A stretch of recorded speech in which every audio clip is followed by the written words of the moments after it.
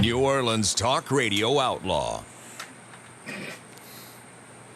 New Orleans Talk Radio Outlaw. John Osterlind.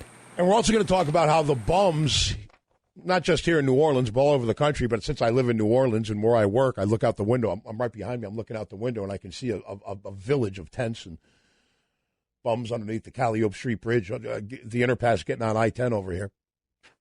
We were talking about this yesterday on the show, how bums are a microcosm of life. They're a microcosm of society. If you look under the bridge here, the Calliope Street Bridge here in downtown New Orleans, right when you get on the interstate, I-10, you'll see a tent city that is formed. It is fully formed. And it's actually a functioning city. People have tents. But then if you go down towards Claiborne Avenue, if you stay on Calliope and you go down towards Claiborne Avenue, towards the Home Depot, the Ray Nagin Home Depot, if you go right there, Parker and I went by there again today just to double check what we were saying yesterday is true. Those are suburban bum suburbs, and they're nicer. The farther down you go underneath that bridge, the tents get bigger, the couches get bigger. There's blankets that are basically forming walls. I saw a for rent sign on one of the couches over there, and my point is, when you're a bum, just like life, you're right now in America 2014 in New Orleans, you're either barely getting by, like living over here where I'm looking right now with these little tents, or if you go out to the bum suburbs out towards the Home Depot and Claiborne Avenue, or you got the big tents. There's no in between.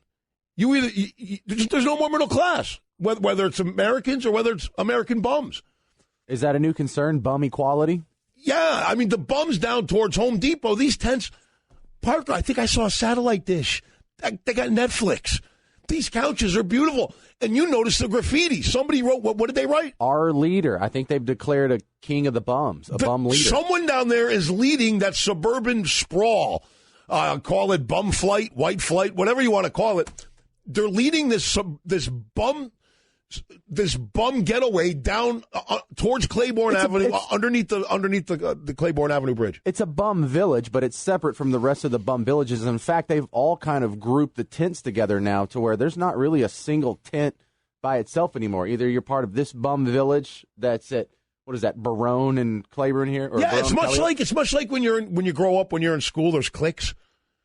Yeah, you're either with the cool bums or you're with the loser bums. Well, and believe me, there's a difference. The bums down by the Home Depot, they've got all sorts of amenities. Now, we were joking about having Netflix and a satellite dish, but they do have a bike rack. They do have... They're locking their bikes because they don't want any of the other bums to steal from them. And they're bums! Yeah, there's no trust among the bum world. But they have multiple couches, and they have their tents lined up in rows, like little streets and avenues. And then on the far end of the nice bum suburb, they have clotheslines. I guess they're doing bum laundry under there.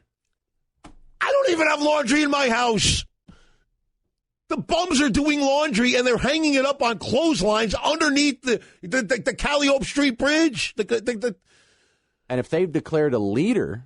They sprayed graffiti, and that was just in the last 24 hours because I didn't see that yet. Parker, we're going there tomorrow, and we're going to make a YouTube video. We're going to show the bum village the difference between the haves and the have-nots with the bums. Because if you're over here where I'm looking right now, you barely got anything. Where we handed out, Larry Flint's Hustler Club, they advertise on our station, and they gave us a big box of porn, and we went down, we made the YouTube video, and we handed out. Those guys really have very little, very little. I'm going to tell these guys that are right over here, just walk about a quarter or half a mile down. Keep going down on the ridge. The tents get bigger. The couches get bigger. There's a clothesline, like you said. I saw a satellite dish. Well, they also roped it off about a month, maybe even 2 months ago, and on the back of some of the couches that were facing toward the street, which is away from the bum city, the bum village, they spray painted "Keep Out." The bums even want everybody else to keep out of it. That's how nice this is. There's bum exclusivity. So there's the nice bum neighborhoods where they try and keep up the bum riffraff away from the bourgeois bums. I give them more credit than the people that are on welfare. Because people that are living in Section 8 housing, the government pays, the taxpayer pays for them. You know who's paying for these guys? Nobody. They're not bothering me. Not bothering me either. We're going to make a YouTube video tomorrow. We're going to explore that bum village. We're going to see how bums are a microcosm of society. How either you have very little, you're barely getting by with these little tents right near me, or if you keep going down about a half mile down underneath the Calliope Street Bridge, it's sprawling. The tents are huge. They're doing laundry, watching TV, and they're paying nothing. All right, coming up next. A New Orleans man thought he was meeting a woman on the internet to do sex with. When he met her, she showed up with two dudes and he got carjacked. Have you ever met anybody online? Other than that, I wonder how the date went. Stay tuned for that report next. It's John Osterlind here on 99.5 WRNO.